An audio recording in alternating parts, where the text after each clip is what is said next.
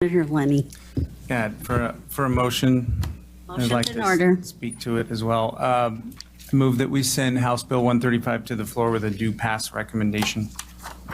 Second. It's been moved by Senator Lenny, seconded by, which one do we want this? Senator Kaiser to send House Bill 135 to the floor with a due pass recommendation.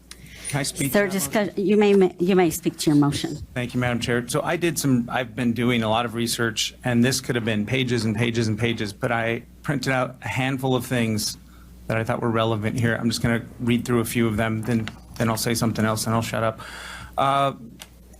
One news story, California's $9.5 billion annual healthcare cost for illegal aliens in 2025 rivals the state's entire wildlife recovery budget. Some new story from Reuters, some Swedish towns cut elder care funding by 20% to redirect it to illegal alien housing and services. New York Post, New York City's $1 billion yearly illegal alien shelter bill has forced evictions, leaving 1 in 3 illegal aliens homeless after time limits. Another story, non-UK nationals, including illegal aliens, cost the NHS 500 million euros annually, while Brits wait for up to 18 months for critical surgeries. It just goes on and on and on and on and on. And, you know, I've said in this committee before that America is bankrupt. We keep pretending we're not, but we're $36 trillion in debt. And, you know, the lifeboats are full. We can't even take care of the people who are here legally. You know, Congress keeps kicking the can down the road, doing continuing resolution after continuing resolution after continuing resolution. But one day that's going to stop, and I think we're going to have a reckoning coming, and there's going to be a lot of people who are here legally and illegally who find themselves shortchanged. Idaho's budget is heavily subsidized with federal money, and when that federal spigot turns off, we're going to be in trouble.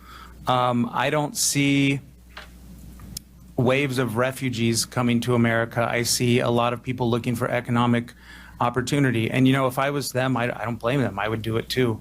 But if we don't stop doing this, if we don't stop, we're essentially committing an act of national suicide, and it's suicide by slow death. You know, I've heard people just in this hearing, before we even said a word or voted on it, say that we are indecent, cruel, disrespectful, unkind, immoral, and unjust, before we even said one word on this. But you know what I think is indecent, cruel, disrespectful, unkind, immoral, and unjust is forcing your children and your family to live in the shadows, so much so that when a kid goes to apply for a driver's license, his parents didn't even tell him he's undocumented.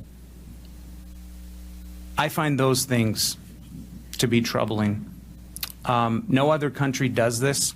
No other country just rolls out the red carpet and gives themselves away like this, and it's time that we put a stop to it. So I'm obviously going to be a yes in support of this bill.